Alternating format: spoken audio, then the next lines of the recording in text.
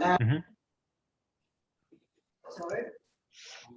Oh, hi, Ike. How are you doing? Well, you, Tom Brookman? Oh, hi. Kangaroo. Howdy. Hi, Ashby. Hi, Tom. And Rob I thought they were just watching TV. Film star on there. You've never met Tom before? No? Okay, he did one of these sessions before. And, we put him there. Yeah, and Gino said you were still here in a while, I think. So, yeah, the kangaroo issue for us at Inman Valley, we own property at Inman Valley, Rob owns property at Inman Valley. Ike has a fantastic kangaroo population there. He borders our place, and I'm sure he's got at least 3,000 kangaroos on his place. That be an underestimate? Maybe. There's a lot. So the kangaroo issue for us is something that's really, really relevant. When we came to Inman Valley 45 years ago, to see a kangaroo was a novelty. We used to sort of, wow, kids, look at that, that's fantastic. And now they're just a pain in the butt. And Tom Brookman from the Kangaroo Management Plan, this is Gino Cassetti, and Gino's a dairy farmer at Hindmarsh Valley, and with other bits and pieces of land around the place. So I think kangaroos on Gino's irrigation during the summertime would be a fairly big issue. So between us, I reckon we probably sort of have a good population of probably 5,000 kangaroos between us, just in our area. So to us, it's a big issue, and we really welcome the fact that we can now get little shooters onto our properties, which is a start. But I would like to sort of be interested to see where you think of what you think and how it's being managed, doing the job. Are there other things involved? So thanks very much for your time, Tom. No, pleasure. No worries. So shall I just kick off with some general comments in relation to that, and then we could get into specific questions? Is that the way to go? So Andrew Robertson, who's also from Back Valley and a kangaroo producer. And local government council as well. So, Hi, Tom. Okay, g'day. Look, so thanks very much for having me along again. This time seems like we've got the technology sorted a little bit better. I guess, so in response to those opening remarks, yeah, we still recognise that kangaroos are, despite the opening of the commercial harvest hills and Fleurieu sub-region, that there are still, pockets where kangaroos are extremely abundant and causing, substantial impacts for landholders. I'll just clear up one thing. I'm not actually with the State Kangaroo Management Program. I'm Hills and Fleurieu Landscape Board, so formerly NRM. And while we have a role to play in helping landholders manage abundant native species, including kangaroos, we're separate, I guess, from the State Kangaroo Management Planning team, which is still within the Department for Environment and Water. So in terms of the way that quotas are set and the way that commercial harvesters are regulated, that's all done through DEW. They still have the kind of the main role in native wildlife management. I guess where the landscape boards come into things is trying to help or facilitate management for landholders to reduce impacts where they're occurring. And so that's something that the Hills and Fleurieu Landscape Board has been working on, and it was in train with the old AMLR, Adelaide Mount Lofty Ranges NRM board as well. So there's two or three main avenues, I guess, in my line of work for kangaroo management, and they are, so you've already alluded to, Beryl, the commercial harvest, and I think that's the newest of the three, and probably has some of the best potential for landscape scale changes, then it is still possible, instead of or in tandem with commercial harvest, for landholders to apply to the Department for Environment and Water for a wildlife destruction permit for kangaroos, so to do non-commercial shooting of kangaroos. And then the third option is that the Landscape Board runs I guess a limited number of kangaroo management programs where we deliver the kangaroo management directly, where my team, which is a team of two, has fairly limited resources. So we kind of spread pretty thin if we try to work right across the entire region, but we try to prioritise work in tricky locations where it wouldn't be commercially viable for a harvester or a field processor to work in a commercial sense. So there's those three options for kangaroo management. And I guess the attractive thing about commercial harvest is that A, you don't have to do the work yourself. And I'm sure that all of you, having kangaroo issues for a number of years, would know just how much time and effort and sleepless nights go into doing your own kangaroo management if you've been doing it. So having someone else do it, and that person being a qualified professional is attractive. The other attractive thing about the commercial harvest, generally speaking, is that the animals actually get used, which for a lot of people is, no one likes to see waste. So that's a really good thing, and it's not only from that ethos of minimising waste, but also it contributes to the local economy, because most of the field processors who work in the Hills and Fleurieu are based in the Hills and Fleurieu. So it's provides local economic gains as well. I thought I've got some basic stats. So commercial harvest opened, so the Hills and Fleurieu sub-region opened for commercial harvest at the beginning of last year, beginning of 2020. And the population surveys for Western grey kangaroos in the sub-region were 77,000, give or take a few. And then the harvest quota was set at 9,200. That was for 2020. Now, just over 50% of that quota was used last year. So I think we're talking around about 5,000 animals removed last year by the commercial field processors. And that spans the Hills and Fleurieu management sub-region, runs from essentially the Barossa Valley in the north down to the bottom of the Fleurieu. This year, the survey data came back with a smaller population estimate, about 56,000 Western Greys, and the quota was set at 8,400.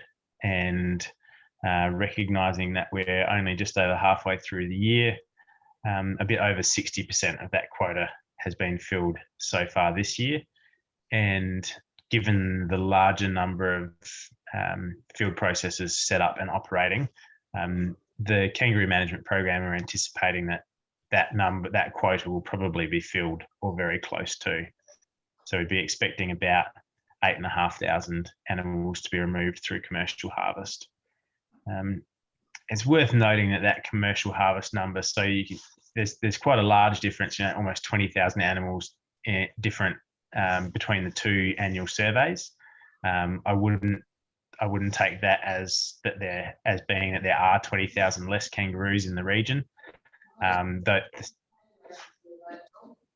Sorry,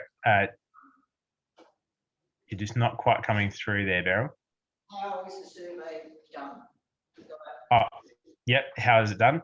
Yep, sure. It's mainly done through driving transects in the Hills and Fleurieu sub-region. So further north, it's all done by light aircraft. So traditionally, it's been a light aircraft survey, but there are a lot of challenges in and around Adelaide and the Hills with low-flying aircraft. So they have a set survey route that they drive, and off the top of my head, it was between 300 and 400 kilometres that they drive, and then they they count along that driving transect, and then those results are kind of expanded across the region with some calculations for likely habitat areas and available resources. So there's a fair margin of error in those numbers. No one would, I don't think anyone would say that it's exact, within hundreds or maybe even within a few thousand. It's a kind of a broadly indicative number. So it's a huge difference, that's all, between one year and the next. Yep. Yeah. I mean, it's a difference of 20,000. I mean, we can see that there were 5,000 kangaroos removed by commercial harvest. So that accounts for 25% of the difference, if you like. Because they actually bred somebody. That's true, but there's also other factors, including private or non-commercial destruction. So look, whether the difference is real or whether it's just an artifact of the survey, I don't think anyone could say at this stage. The survey's only been run twice. Even where they do light aircraft surveys, they're only using the survey numbers as a kind of a broad indication. And I guess what you can see is that with those numbers, the actual number of animals available for commercial harvest, so the quota, has dropped only a very small amount relative to the very large drop in the population. So they keep flexibility in. We would like to see that number go up, not down. Yeah, so I mean, within reason, I think, and again, noting that I'm not part of the team that does this work and sets this, but they've got a lot of parameters they have to work within. But if they're so what they do is they keep flexibility with the percentage so they'll use a percentage of the overall estimated population to set the quota. And so what you could see with these numbers is that while the population reduction or the population estimate from the survey has dropped dramatically, the quota has only dropped a very small amount. So what I would suggest has happened is that they've used that they've adjusted that percentage that they've used. So in the first year, 2020, they were probably relatively conservative because it's the first year that the region has opened. So everyone's just feeling their way and making sure that the system works. And the second year, so 2021, this year, they've then lifted that percentage slightly, so that percentage can be up to 15% of so the quota can be up to 15% of the population estimated by the survey. I guess from our perspective, it's in our interest for that quota figure to go up, not down. Yeah. Because basically, if we're going to have any impact at all, that figure needs to be increased to and enough to keep the professional shooters in this region not sort of thinking, well, we're going to get to the quota soon, therefore I've got to look for other options. Yeah, sure. No, I can understand that. So there's probably a few avenues for that. And I mean, one is that the shooters will be looking, so that the field processors will be looking for areas where kangaroos are abundant. And if you have a high abundance of kangaroos on or around your properties, and they have been shooting in other areas heavily, and that therefore the abundance is dropping in those areas, then your properties will probably become more attractive to them. And there's nothing stopping you approaching them directly. The other thing is that there are a number of the field processors based in the Hills and Fleurieu subregion they are based within the region, so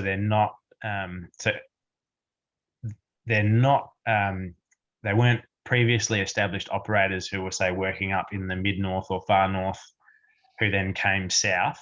They're people who've set up essentially new enterprises in the region. So I don't think that we'll see them all disappear if kangaroo numbers or if harvest quotas drop off.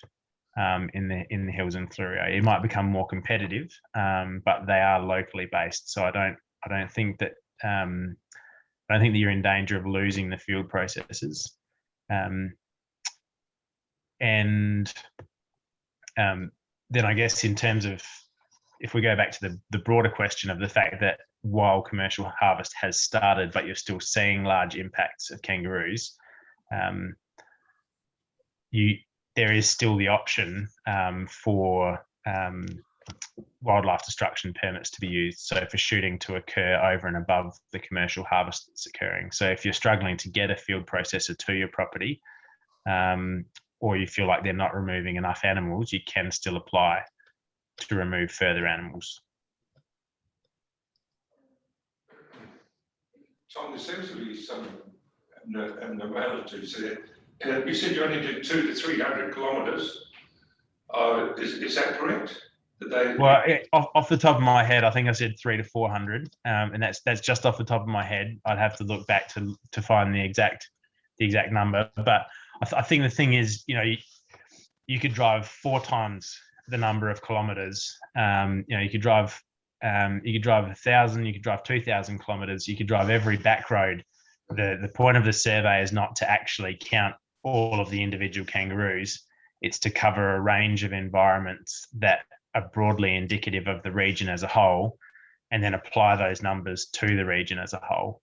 The reaction could be when you do the survey, if it's done on a windy day, you won't see kangaroos, they're hide.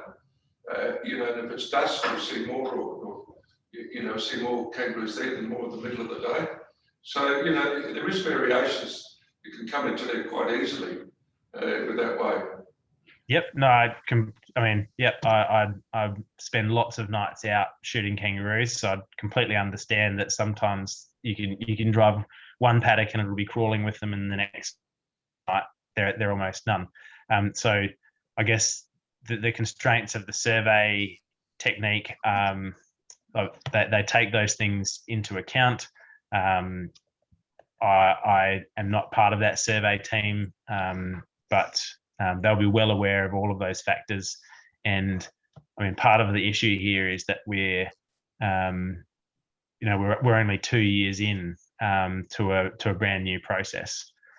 So up north, you might have 10, 15, 20 years of survey data, and so you can see how some of those bumps occur in the data, and you've got a nice long data series with trends in it that you can use.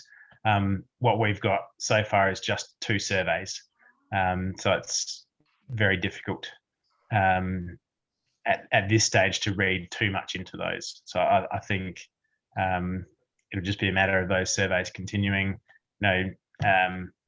Maybe next year that number will jump back up to 80,000, and depending on what percentage they set the quota at, we might end up with a larger quota.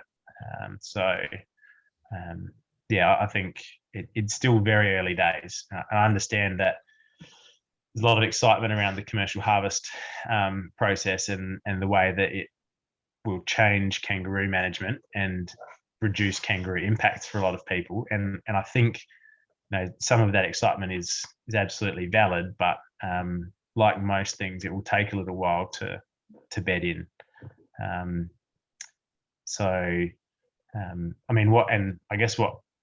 The good thing that we're seeing from the numbers that I gave you is, while the quota went down slightly this year, it's already, percentage-wise, it's already been, more of it has been taken up than the whole of last year, and we're only halfway through this year. So what we're likely to see is actually a few thousand more kangaroos removed from the landscape this year than last year. And that's, I think, reflective of the fact that the field processors are now getting better set up to work in the area, because it all happened relatively quickly. So and it takes time and a fair bit of effort and quite a substantial amount of money for those field processors, the shooters, to set themselves up with all of their accreditations, meat hygiene inspections. I think what we're seeing already is that this year there's more kangaroos likely to be removed from the landscape. And I think the commercial operators are now well set up, and so they'll continue to operate at those more kind of efficient numbers in the future. So I'm just letting you know that the fire alarm will go off in a minute, so just don't worry, it's okay. No worries. Yep. I had a question just in relation to the percentage of the take. Is this captured under legislation, or is it a ministerial sort of control? And I guess, is there scope to increase the percentage of the overall population and the quota as a percentage? What's the process there? I'm not an expert on that.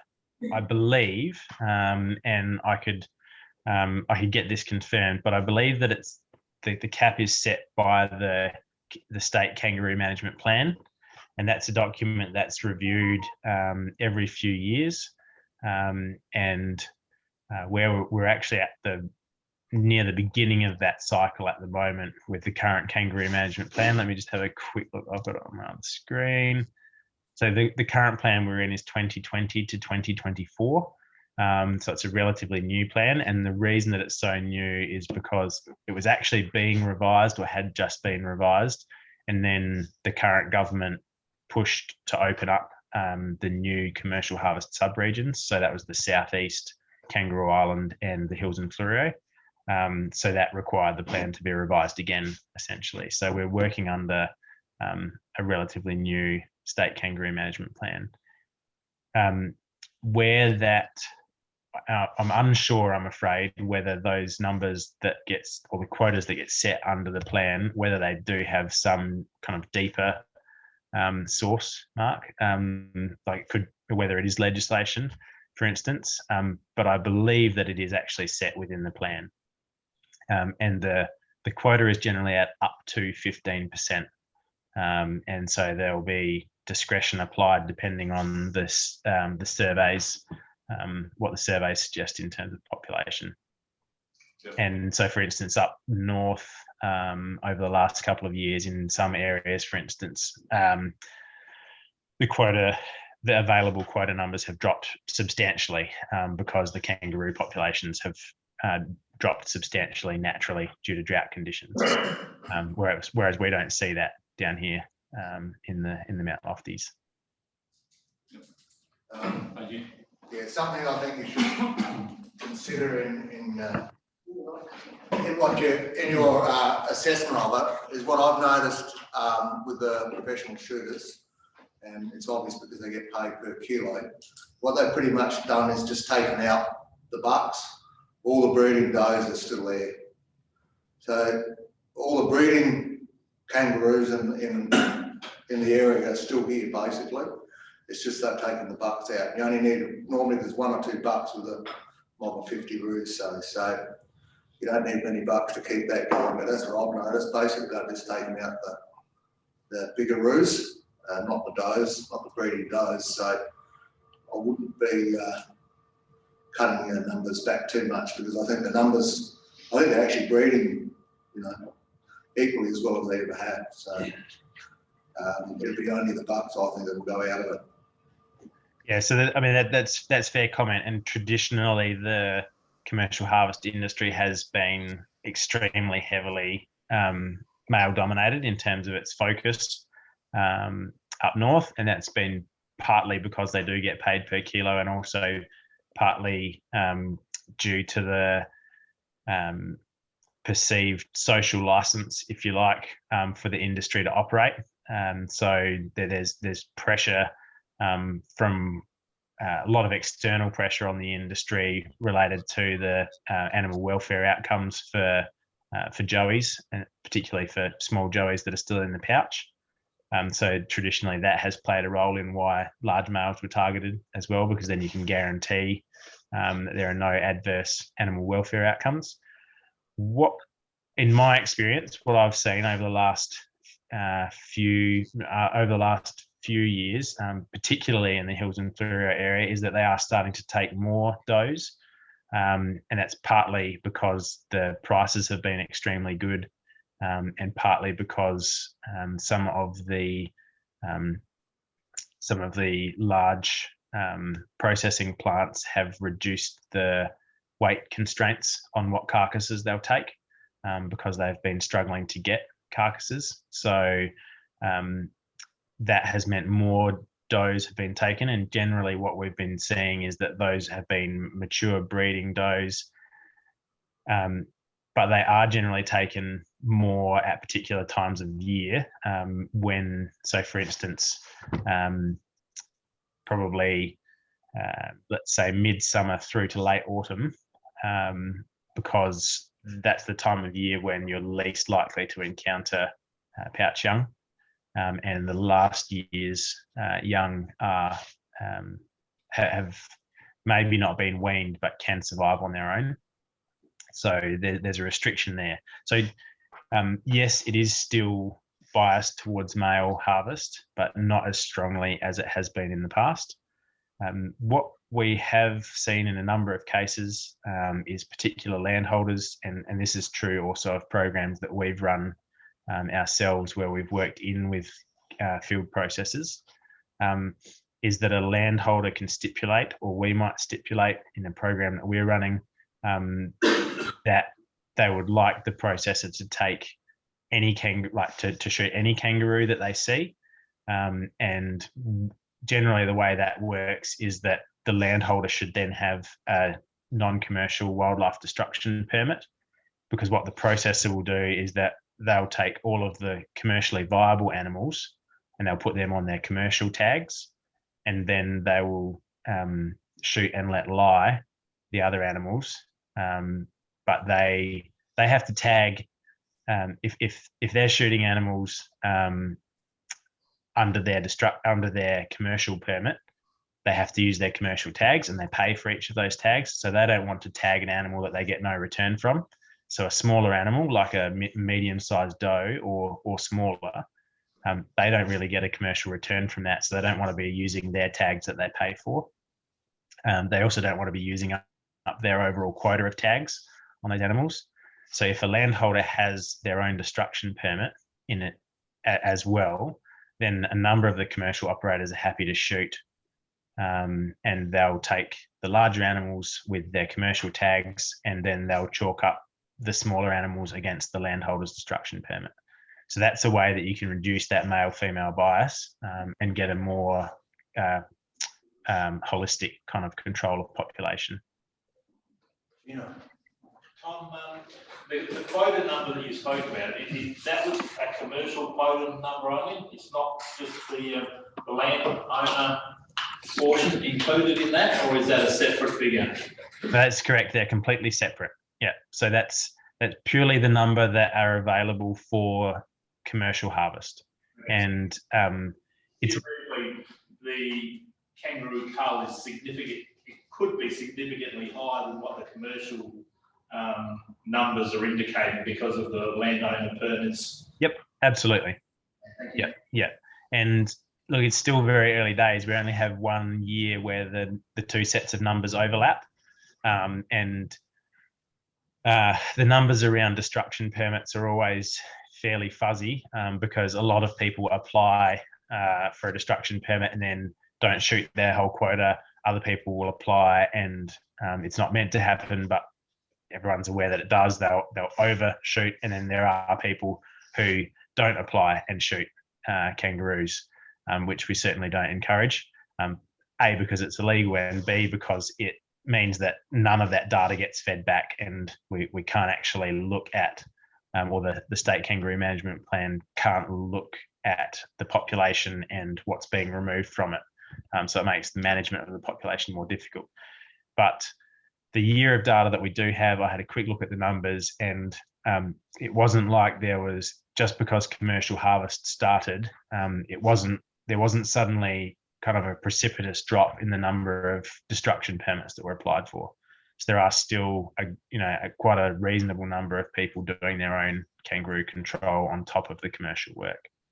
And certainly, I guess in pockets like your guys in the landscape, where you are still seeing large numbers of roos, that dual model of having commercial and non-commercial destruction happening can be a good one. And then it's up to you, and through negotiation with a field processor, as to whether they will do all of the shooting and chalk some up against their commercial tags and some against a destruction permit, or whether they'll only shoot commercially and then you do some shooting yourself, or with local licensed shooter, for instance, to remove other kangaroos. Tom, those numbers that you're deriving from the non-commercial sector, they're going to be pretty rubbery, because you're only going to get feedback on those numbers if you reapply for a permit. So if you apply, those numbers that may have been culled in the previous year will not come up on your information. Yeah, no, absolutely. So the number that gets used, or the number that gets looked at, and it's really only looked at to give an indication of trends, not as an absolute number of how many roos were removed, but we look at how many kangaroos, or how many kangaroos were applied to be applied for removal under destruction permits. So you're getting an idea of the, I guess the overall landholder intention, but it's not an actual return number. It's not the number that were shot. It's the number that were applied for. So it gives you an idea of the trend in private kangaroo control. Okay, just getting back to the questions that Brenton Lush sent in to you, Tom. Yep. Conscious for our next speaker Yeah, waiting. I know. I'm just wondering how you can. Tom, is it possible to, the questions in that email from Brenton Lush, is it possible to reply to those questions? I can, or I can address them really quickly. Now, off the top of my head, they were so the primary one was about whether a landholder can charge a field processor for access to kangaroos. Essentially, the answer is I don't know of any particular prohibition on that. I don't know of any legal reason that you can't. It becomes a landholder agreement with the field processor. What I would say is that there are probably enough kangaroos in the landscape elsewhere that if you and the margins on professional or commercial kangaroo harvest aren't huge. Like, these guys they're making a living, but they're not living in palaces. So if you provide an additional financial disincentive for them to work on a property, that may ultimately result in kangaroo management not occurring on your property. It's a different context, I guess, the Hills and Fleurieu to the rest of the state, but in a lot of other areas in the state, landholders are actually providing incentives for field processors to operate, paying for ammunition, providing fuel. So in general, the industry operates with landholders seeing the commercial harvest as almost a service. So it's free kangaroo management on your property. I'm not aware of any instances where anyone is charging. That's not to say that it couldn't happen. And if you had the densest, heaviest population of kangaroos in the region, maybe a field processor would pay. But it's not something we've seen a lot of. The other questions, one was about the future of the kangaroo industry and demand.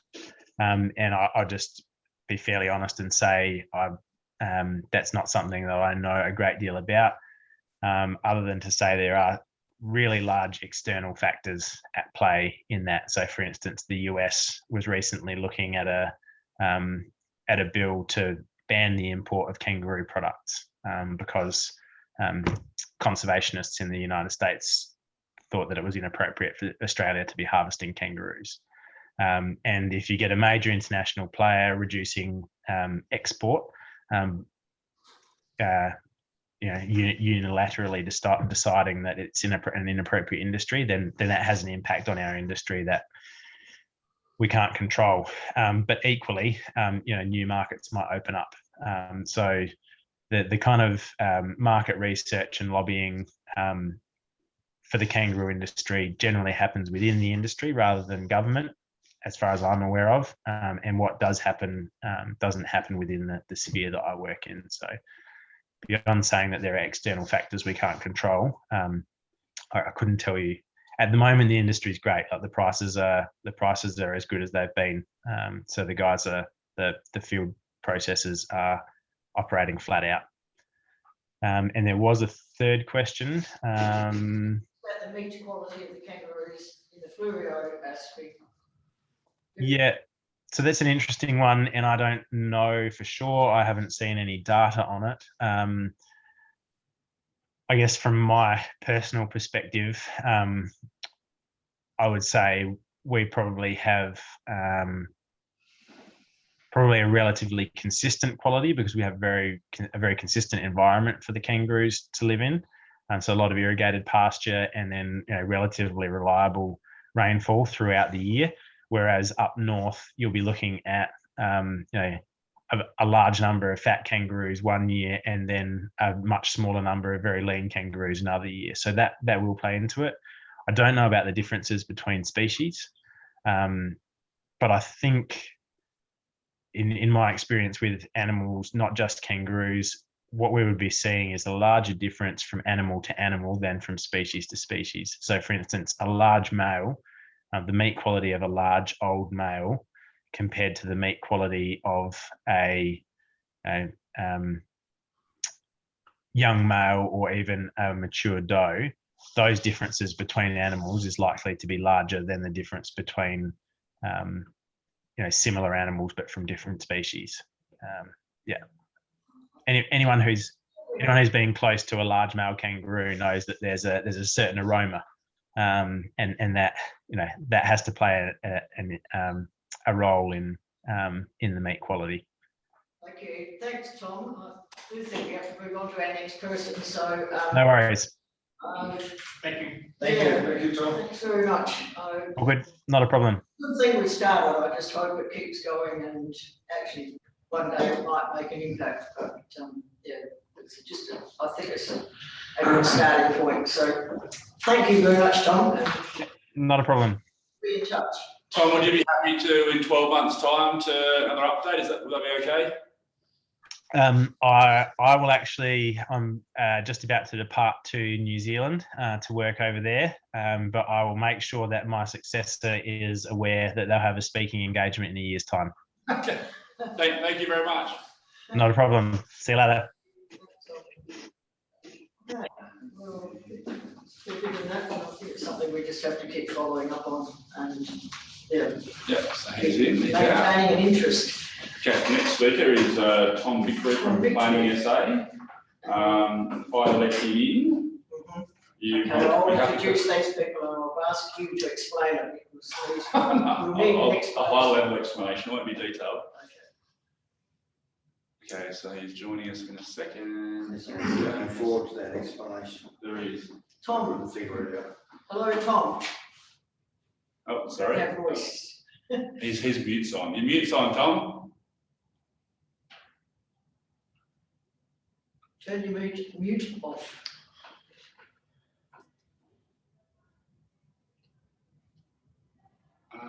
Unmuting. That's us mute. Unmute my audio.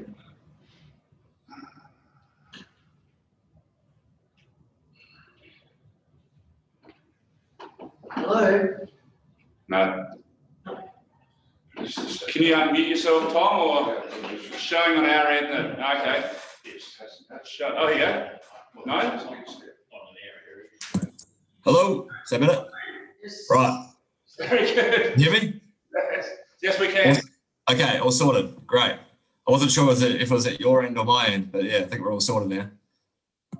Okay. Well, Hi all. hi, I'm Beryl Price, the chairperson of the Agribusiness working group for the City of Victor Harbour.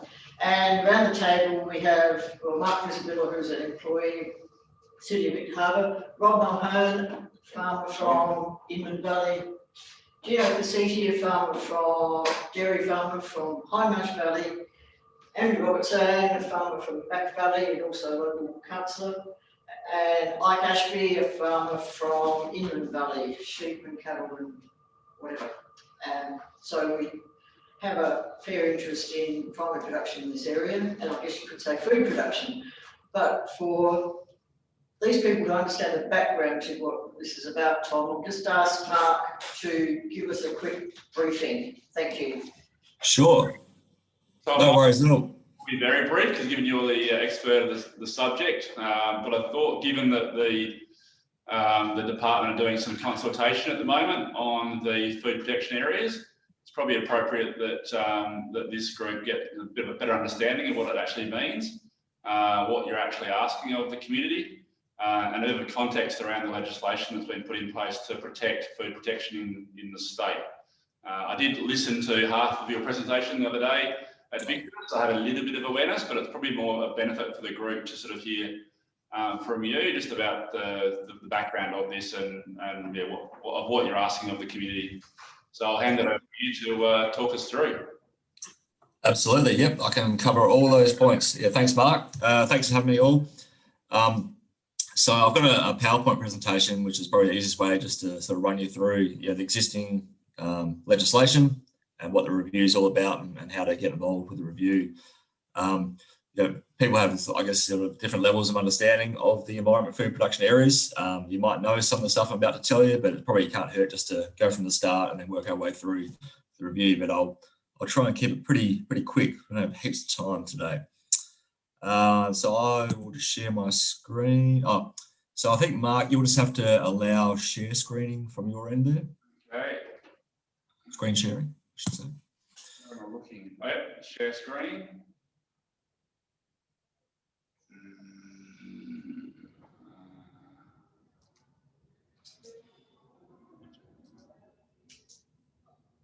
That's the one. Allow you to take over.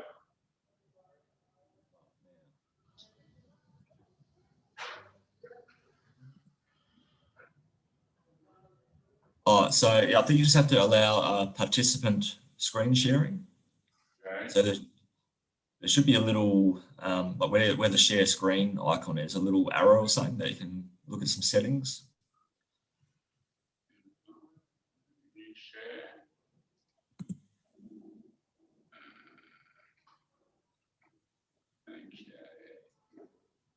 Okay. Normally the share screen's done from the person The other end. at the other end. Yeah, I think you've just got a setting at your end that you just need to allow a participant to share my screen. All right, so I'm looking through the settings here. Where are we?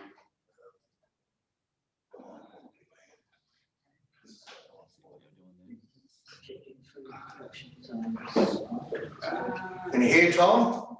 Yes. Is this the map that Gail Grieger created a couple of years ago, about 5 years ago? Who, sorry? Food protection area. You said Dale, who was it? Grieger? Name doesn't ring a bell, no. So the map was essentially created by the state government on behalf of the planning minister at the time. So yeah, I'm not really sure of the exact sort of people involved. But yeah, it really came from the top down, from the planning minister down.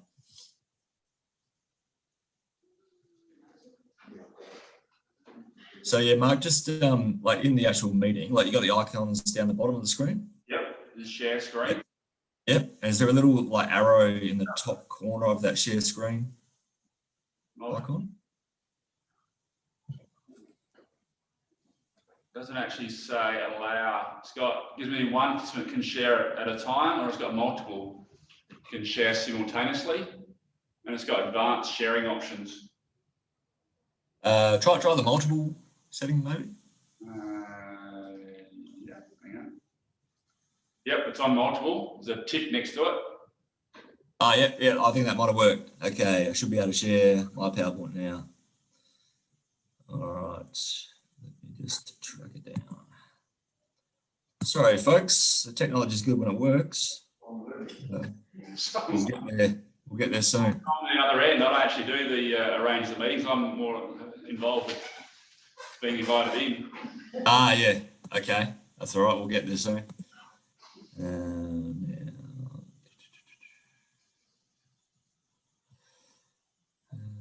Just bear with me a minute.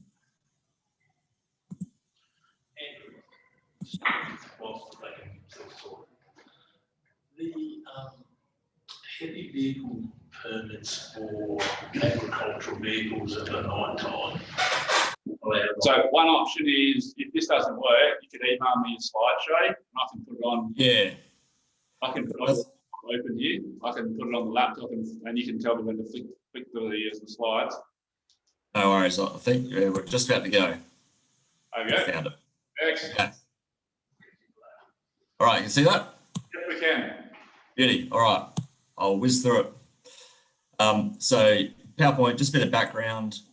We'll talk about the review process, the consultation process for the review, and what the steps are after the consultation process for this EFPA review.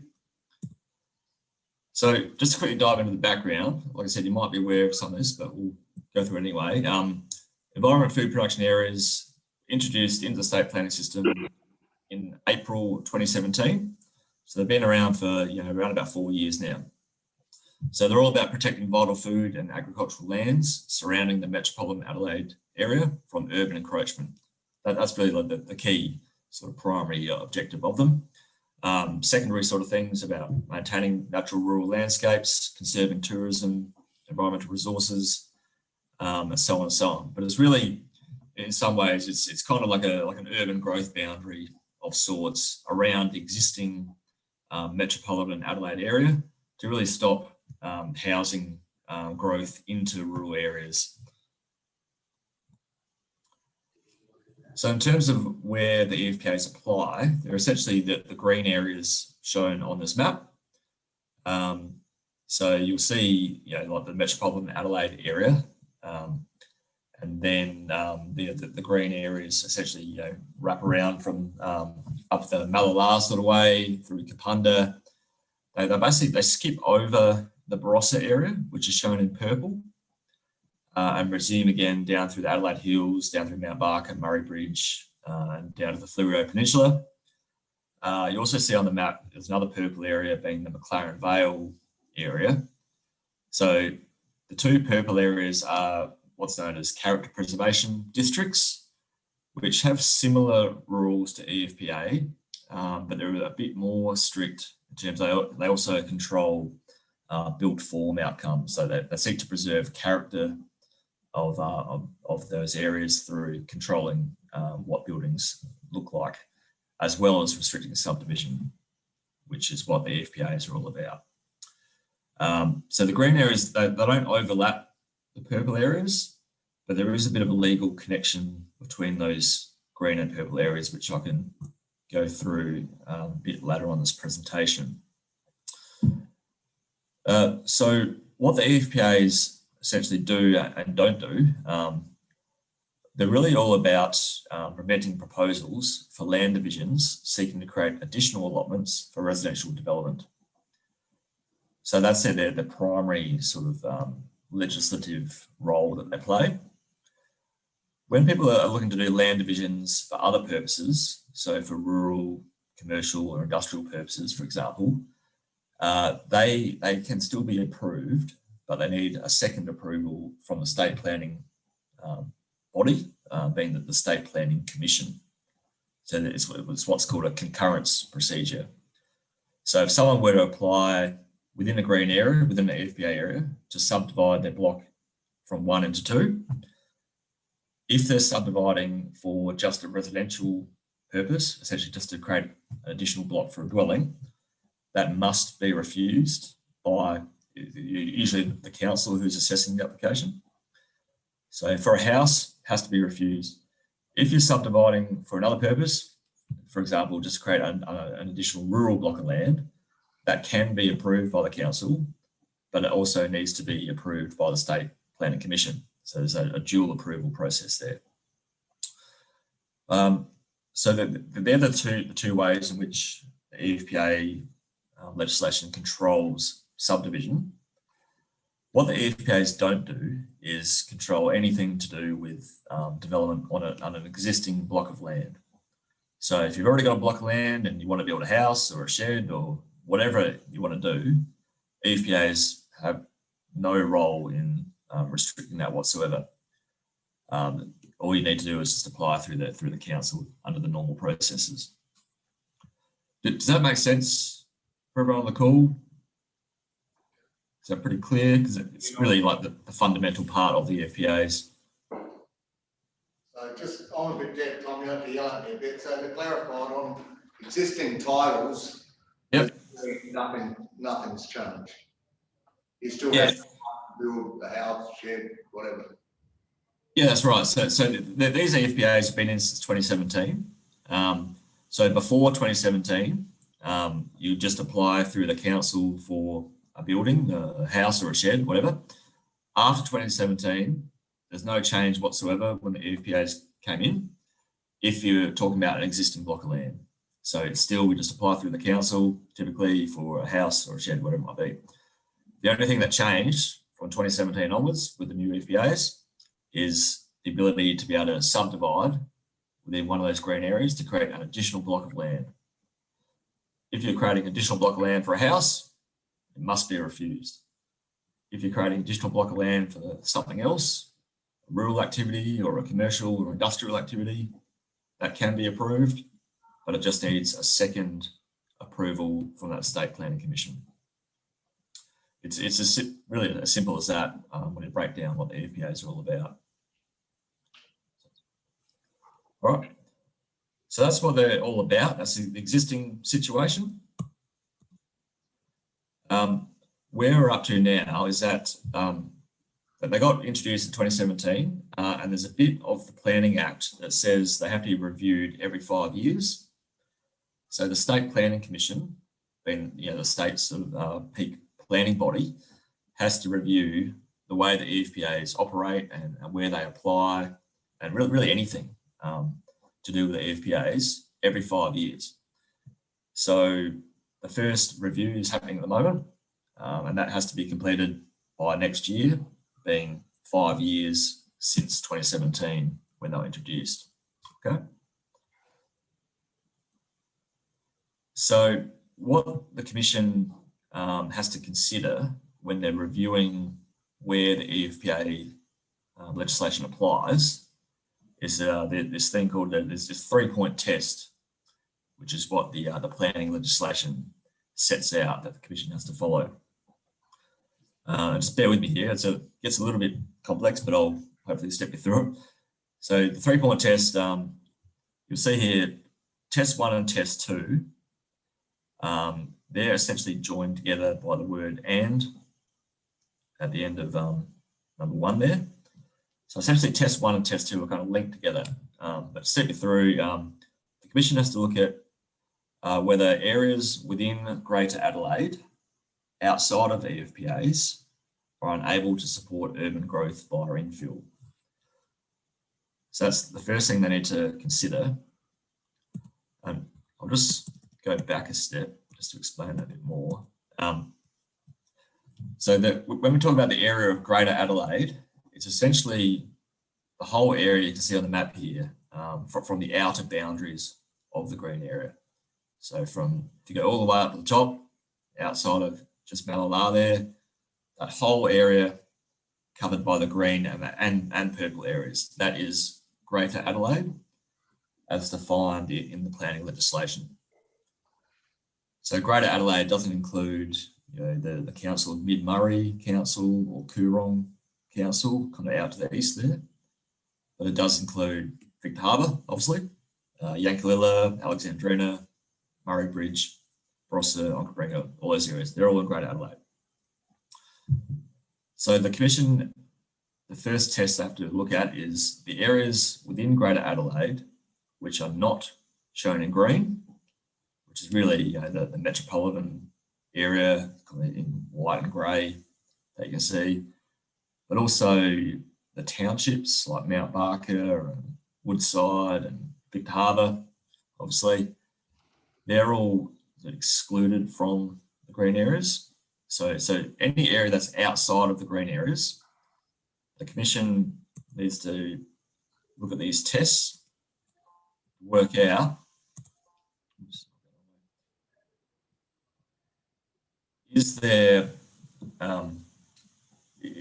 the capability for urban growth within those areas outside of the green areas for the next 15 years.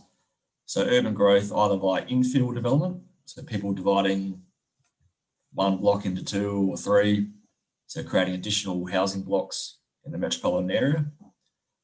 But also, is there enough zoned land in the metropolitan area? So enough residential zone land and enough employment zoned land in the metropolitan area.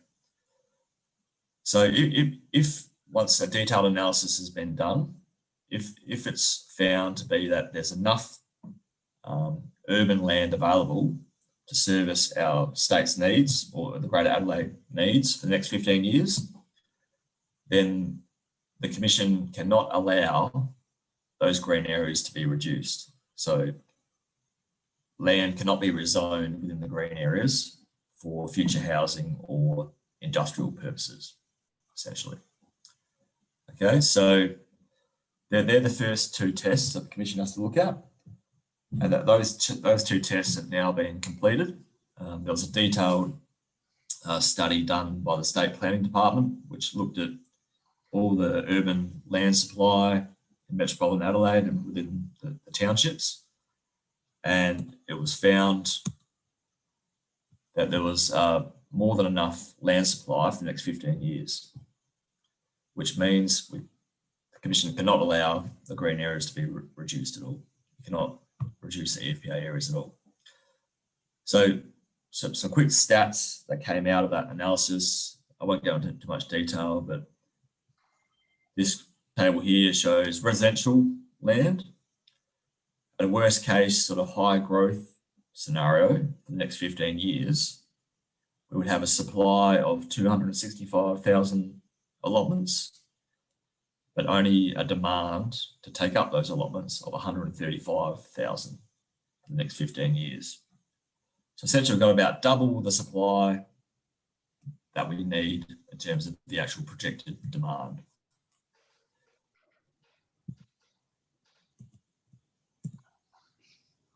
So what that then means is these first 2 tests are essentially failed, and the only thing left to consider in this current review process is whether there's any sort of anomalies in the EFPA areas. So is there areas where they just essentially shouldn't have been green in the first place, or the green areas don't perfectly line up with allotment boundaries? It could be a range of things, but is there any anomalies in the area that are very minor in nature? The Act talks about the words as test number 3, being the variation is trivial in nature and will address a recognised anomaly. So the scope of this EFPA review from here on is really just considering whether there are any of these anomalies out there, and to do that we're essentially doing a consultation process, inviting submissions from landowners who live in the green areas, who may think or may consider like their block of land should never have been put into the EFPA area. Essentially, for whatever reason, they might consider they're in a township or they're in a residential type zone, but they have the EFPA applying over their land and they consider it shouldn't be. So we're inviting any people who might be in that situation to put in a submission and tell us the reasons why they think their land is an anomaly. And then we'll basically consider that information as part of this review. I'll just pause there. I know that was a fair bit to take in. Did that make sense to everyone on the call? This 3-point test situation, is that relatively clear? Or would you like me to explain it a bit more? Or? Thanks for that, Tom. I'm just wondering whether anybody here's got any questions, because we do have to move on. And sure. You have anything you'd like to raise? My only question was in relation to change of use. So whilst this layer applies over the region, I know you did talk about the fact that it would only apply for subdivisions, but what if there's a change of use on an existing title? How does that fall? EFPAs don't control that whatsoever. Yep, so if you've got an existing block of land and it's currently used as a house and you want to demolish the house and turn it into an industry, EFPAs play no role. EFPAs only ever come into play if you're looking to create an additional block of land. Okay, so even if you might have 2 blocks of land and you want to rearrange the boundaries or move the boundaries between the 2 blocks of land, that's fine. EFPAs don't control that either. It's only creating 1 or more additional blocks of land that EFPAs essentially restrict in some way. Okay, anybody else got any queries? To us, I guess it means it's pretty much the status quo, Tom. I think that's what we're getting from it, that there's not a huge change for any of us who've been sitting waiting, watching land being not necessarily subdivided, because those titles have been there, but there is some sort of development, but it is within the normal rules of what we would expect. So, yeah, I guess for anybody who's interested, the closing date there I noticed was July the 30th. Is that right? Yeah, that's right. Yeah. So essentially, yeah, the scope of the review is if you think there's anomalies in the green areas, then you can put in a submission saying so. So the consultation period finishes on the 30th of July. We've had a whole bunch of community information sessions, but they've all finished now. There will be a public hearing sometime during August. So if you do put a submission in, there's an online form that'll ask you whether you want to be heard at a public hearing or not. If you do want to be heard to support a submission, then you can. You just say that in the online form. So you see here the website, the Plan SA website. If you just go to the Environment Food Production Area page on the website, there's that online form.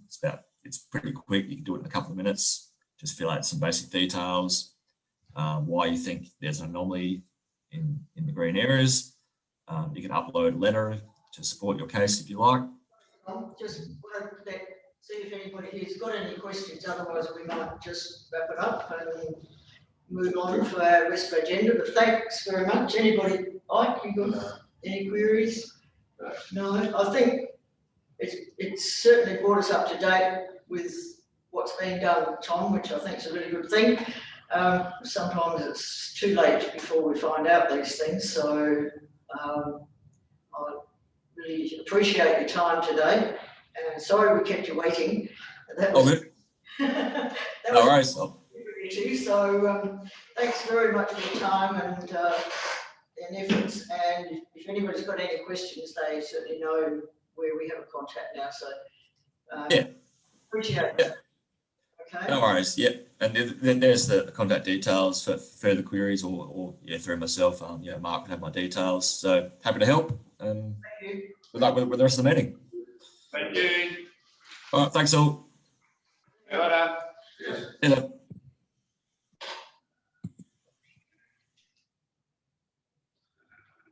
Yeah, so just your question, because I had a bit of trouble hearing him. Basically, as the title exists now, nothing changes. You can move it around.